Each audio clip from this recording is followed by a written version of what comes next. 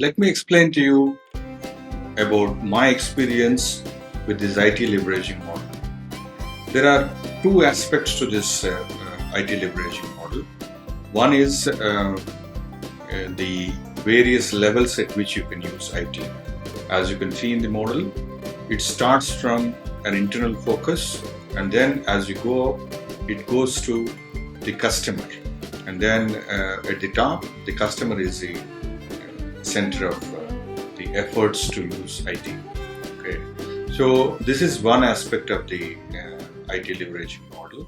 Okay, and you can definitely look at how you can become internally strong by focusing on the ERP and the other Industry 4.0 elements and so on. But all of this has to benefit the customer. Okay, so as you go forward, you will look at the systems which can impact the customer and then create a competitive advantage for yourself. So this is one aspect. Now the second aspect of the model is many Indian companies have not used IT to the extent that they are required to use in the business. Now, wherever they have implemented something about ERP also, they have not really taken the advantage of ERP in full. So, you would find companies which have implemented ERP, but they would have recruited some more people who handle the ERP. Now, this doesn't make sense to me. So, you need to have targets to improve the productivity of the staff who are going to deal with this ERP by at least 2 times. Okay. Now, this is a recommendation that I have for you. Take a target of using the staff twice as productively after the implementation of ERP. Now, this is at the level of the ERP. Now, when you start looking at bigger improvements using IT as a tool, now you would look at productivity tools and Industry 4.0 related tools. You may start looking at digital twins. You may start looking at using AI in your operations. You will start looking at using the manufacturing execution systems.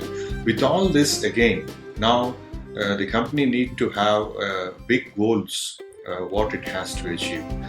The examples of the big targets that you can take for yourself are something like improving quality in a significant manner, which will impact your customers and then impact them in a positive manner.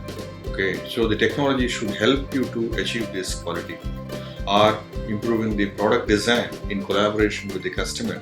And using this technology, you should be able to design your products in a much more customer-centric manner, and you should be able to come out with products which are better than competitions. Only then the technology is useful to you.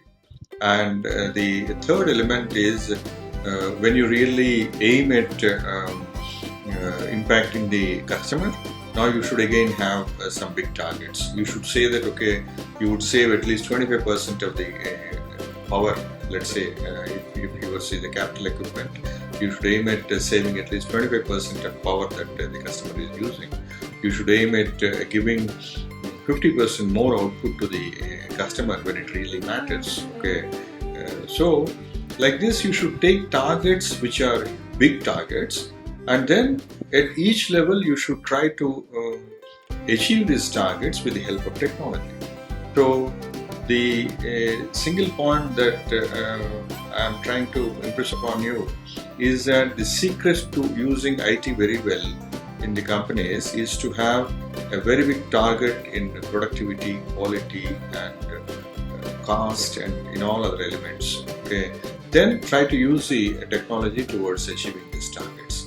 That is the way to really leverage technology in your company. And then we are recommending this methodology to our clients, and there are companies who are achieving something big. Thank you for watching.